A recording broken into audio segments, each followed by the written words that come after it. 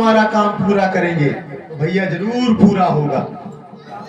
और विश्वास नहीं तो फिर काम बनने वाला नहीं है।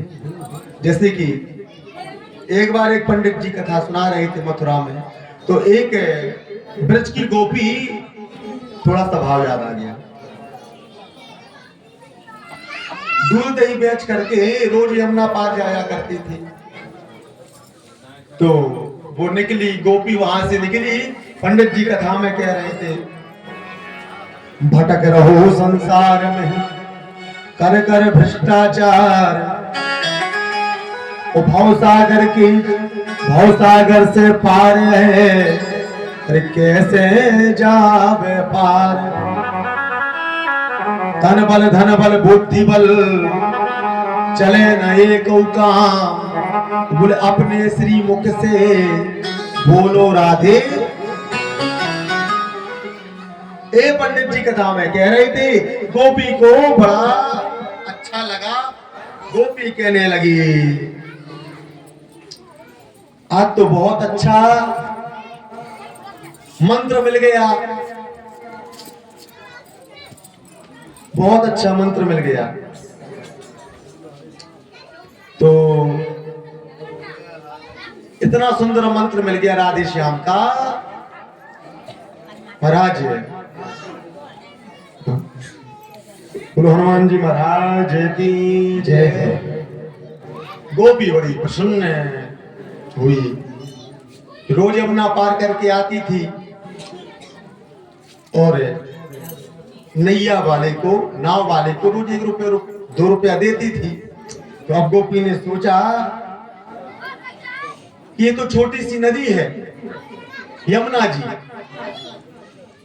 अब तो मैं इसी मंत्र का जाप करूंगी। महाराज वो गोपी गई, कभी भवसागर से पार कर देता है, ये तो छोटी सी नदी है यमुना जी। महाराज उसने बड़े दृढ़ विश्वास से, कहते ना मंत्र जाप मम दृढ़ विश्वासा पंचम भजन सो वेद प्रकाशा, बड़े दृढ़ विश्वास से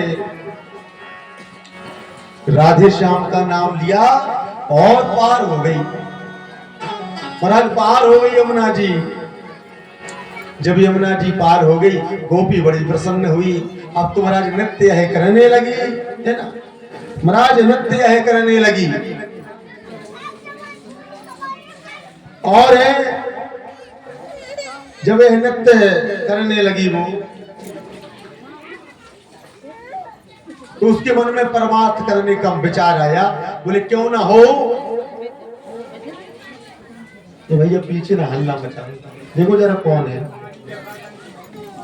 अच्छा ठीक ठीक। बोली गोविंद भगवान की। अब तो गोपी के मन में परमार्थ करने का विचार आ गया। तो पंडित जी के घर में गई और पंडित जी से कहने लगी, महाराज कल आपका निमंत्रण है मेरे यहाँ पर, आप तैयार है ना। बोले जिस पंडित जी ने इतना सुंदर मंत्र दिया है उनका निमंत्रण तो कर लीजिए। बोले ठीक है। तो पंडित जी को कह दिया। प्रातः काल की वेला हो गई तो पंडित जी सब धज करके तैयार थे, भैया निमंत्रण खाने के लिए जाना है। अब पंडित जी तैयार, बगलबंदी पहने और गोपी आई। बोली चलिए पंडित जी। गोपी के साथ पंडित जी चले। तो पंडित जी ने पूछा घर कहाँ है। तो बोली यमुना के उस पार। बोली यमुना के उस पार है। तो पंडित जी ने सोचा कोई ना कोई नाव डूबी होगी।